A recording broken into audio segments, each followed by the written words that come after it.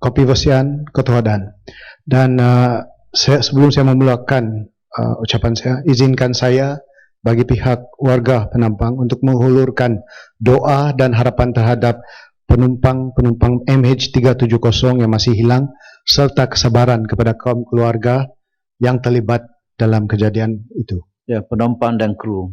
Penumpang dan kru. Yes. Datuk Speaker, saya pohon juga kepada semua ahli parlimen di Dewan ini untuk menyokong penuh dengan usul yang didaftar oleh Yang Berhormat Seremban untuk menubuhkan jawatan kuasa pilihan khas parlimen untuk menyiasat segala aspek yang melibatkan peristiwa kehilangan MH370. Datuk Speaker, tadi pagi Jabatan Perdana Menteri telah mengumumkan, Menteri dalam Jabatan Perdana Menteri telah mengumumkan bahawa 17.2 bilion telah diberikan kepada Sabah sebagai peruntukan pembangunan. Walaupun peruntukan berbilion diumumkan, Sabah yang suatu ketika dahulu yang terkaya di Malaysia, pada saat ini adalah termiskin juga di Malaysia. Tuan Yang Dipertua, Datuk Speaker, masalah pendatang tanpa izin dan projek IC seperti tidak ada penghujungnya dan rakyat Sabah sudah bosan dengan penantian yang amat lama. Tidak ada sebarang berita mengenai keputusan Suruhanjaya Siasatan Diraja mengenai kehadiran pendatang asing tanpa izin di Sabah yang sepatutnya diumumkan kepada awam kerana prosiding siasatan tersebut dilakukan secara terbuka. Dan masa yang dibazirkan oleh kerajaan ini dalam mengumumkan keputusan siasatan diraja itu menyebabkan lebih ramai pendatang asing tanpa izin dan anak-anak mereka mendapat laluan untuk mendapat kewarganegaraan Malaysia melalui pelbagai cara dan kaedah. Ini fakta, Datuk Speaker, di Sabah. Yang menjadi mangsa dalam hal ini adalah rakyat Sabah apabila mereka terpaksa bersaing dengan pendatang asing tanpa izin dalam pelbagai bidang seperti perniagaan, kesihatan dan pendidikan. Berkaitan juga dengan ini, saya menyeru kerajaan pusat dan juga Sabah untuk menubuhkan dengan secara segera immigration counter checkpoint di Menumbuk dan Jesselton Port untuk merekodkan sesiapa sahaja yang memasuki Sabah melalui labuan dan menarik juga balik polisi yang telah melonggarkan kemasukan ke Sabah melalui labuan yang dipolisikan dan ditandatangani oleh Menteri Dalam Negeri pada 26 Julai tahun 1984. Datuk Speaker, saban hari kita mendengar pelbagai rugutan dan kemarahan rakyat Sabah apabila ibu-ibu yang hendak bersalin di Hospital Likas terpaksa berkongsi ruang dengan pendatang asing tanpa izin ini. Begitu juga keadaan di hospital-hospital seluruh Sabah apabila doktor-doktor dan jururawat terpaksa bekerja melebihi masa yang sepatutnya kerana sebahagian besar daripada pesakit yang datang adalah pendatang asing tanpa izin. Doktor-doktor dan jururawat ini tidak dapat menafikan mereka kerana hypocritical oath yang mereka telah ambil sebagai doktor. Lebih teruk, Tuan Speaker, adalah majoriti daripada pendatang asing tanpa izin ini tidak membayar bil-bil hospital dan tunggakan bernilai berpuluhan juta tidak dibayar hingga ke hari ini. Anak-anak pendatang asing tanpa izin ini juga telah menyebabkan anak-anak tempatan Sabah tidak dapat mendapat pendidikan yang sepatutnya seperti mana yang saya sentuh melalui kenyataan akhbar mengenai sebuah sekolah di Kinarut di daerah Papar yang telah dipenuhi dengan murid-murid dari kaum pendatang asing tanpa izin, sehingga akan murid-murid tempatan Sabah kehabisan tempat dan terpaksa menuntut di sekolah lain di daerah lain. Dari itu saya juga mencadang seperti mana saya sudah cadang di tadi pagi dengan Menteri dalam Perdana Menteri bahawa hospital besar dan sekolah patutnya dibina di daerah saya, daerah Penampang dengan secepat mungkin. Datuk Speaker, berkaitan dengan apa dikata oleh Timbalan Menteri Yang Berhormat Santubong Saya orang Kadazan dan dalam kategori bukan Melayu. Tetapi saya menuntut Yang Berhormat Santubong untuk memikir balik apa yang dia kata.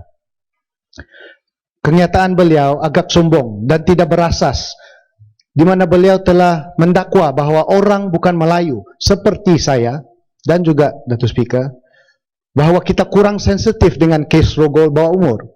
That is an absolute nonsense, dengan izin. Adakah Yang Berhormat Santubong memikir bahawa orang bukan Melayu tidak mempunyai moral dan agama yang baik? Saya ulang bahawa saya bukan Melayu, tetapi bumi putra Sabah daripada masyarakat Kadazan. Dan saya dengan semua warga Penampang yang bukan Melayu dan juga Melayu di Penampang menolak penuh dan mendesak Yang Berhormat Santubong untuk meminta maaf kepada semua rakyat Malaysia. Datuk Speaker, saya juga ingin mengingatkan Dewan ini bahawa Yang Berhormat Santubong itu juga sebagai Timbalan Menteri Dalam Negeri telah memberi amaran tahun lepas kepada rakyat Sabah dan Sarawak supaya tidak membangkit lagi isu perjanjian Malaysia tahun 63. Fortunately, dengan izin, Kota Menteri baru Tan Sri Adenan Setam, Kota Menteri Sarawak baru, telah membahas isu ini lagi dan membawa isu perjanjian Malaysia, whereby dengan izin beliau telah menyatakan dengan tegas bahawa kedudukan Sarawak sebagai rakan kongsi dalam persekutuan dan sebagaimana dipersetujui dalam perjanjian Malaysia tahun 63. Adakah amaran yang diberikan kepada semua rakyat Sabah dan Sarawak juga diberikan kepada Ketua Menteri Sarawak Tan Sri Adenan Setam? Satem minta maaf. Beliau juga, Ketua Menteri Sarawak, telah mengatakan dalam wawancara beliau baru-baru ini bahawa Kerajaan Sarawak akan memulakan perbincangan dengan Kerajaan Persekutuan untuk menaikkan royalti minyak negeri Sarawak daripada 5% kepada 20%. Saya ingin bertanya kepada kerajaan pusat ini, adakah Ketua Menteri Sarawak ini juga dihalang daripada meminta 20% ini? Kami di Pakatan Rakyat lebih awal lagi telah menegaskan bahawa royalti minyak yang diberi kepada semua negeri pengeluar minyak di Malaysia haruslah dinaik daripada 5% kepada 20%. Saya berpendapat cadangan Ketua Menteri Sarawak mengenai kajian semula royalti minyak ini mempunyai implikasi yang jauh lebih besar dan berpadanan dengan syur yang saya bawa pada sesi Dewan Rakyat yang lepas. Selain daripada mengkaji semula royalti minyak ini, kita seharusnya turut sama mengkaji semula peranan Kerajaan Persekutuan dan Kerajaan Sabah Sarawak dalam Persekutuan Malaysia ini. Walaupun isu royalti minyak penting, kita tidak seharusnya melupakan juga perjanjian-perjanjian penting yang membawa kepada pembentukan Malaysia. Dalam konteks ini, satu kajian semula yang menyeluruh haruslah dibuat ke atas perkara 18, 20 dan juga perjanjian Malaysia tahun 63. Kajian semula ini juga bertepatan dengan cadangan yang telah pun dinyatakan dengan jelas dalam Intergovernmental Committee Report, di mana satu kajian mengenai hak-hak istimewa dan klausa-klausa pelindungan Sabah dan Sarawak haruslah dibuat setiap 10 tahun oleh jawatan kuasa Parlimen. Malang, kita semua tahu seperti mana dibahas pada sesi yang lepas bahawa review ataupun kaji semula ini tidak terjadi pada tahun 73 kerana kematian Allahyarham Tun Dr. Ismail. Daripada tahun 73 hingga ke hari ini, kajian tidak pun dibuat. Datuk Speaker, ahli-ahli Parlimen Pakatan Rakyat dari Sabah tidak mempunyai sebarang masalah untuk kajian semula ini dilaksanakan kerana ini ialah perkara yang sepatutnya dibuat. Oleh yang demikian, Datuk Speaker, pada hari ini saya sekali lagi menyeru kepada ahli-ahli Parlimen Barisan Nasional daripada Sabah dan Sarawak untuk menunjukkan keikhlasan dan kejujuran mereka kepada rakyat Sabah dan Sarawak dengan turut sama menyokong kajian semula ke atas Perkara 18, 20 dan juga Perjanjian Malaysia tahun 63. Ini adalah kerana kepentingan terhadap Sabah dan Sarawak melebihi kepentingan peribadi dan politik masing-masing. Saya tidak sanggup menghabiskan terma sebagai ahli parlimen di Dewan Yang Mulia ini dengan berpura-pura tidak mendengar atau melihat jeritan rakyat Sabah dan Sarawak yang menuntut agar Kerajaan Persekutuan memberi perhatian terhadap diskriminasi yang terpaksa dilalui oleh Sabah dan Sarawak.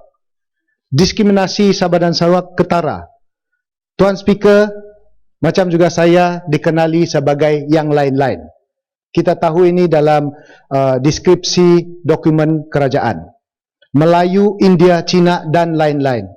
Diskriminasi ketara.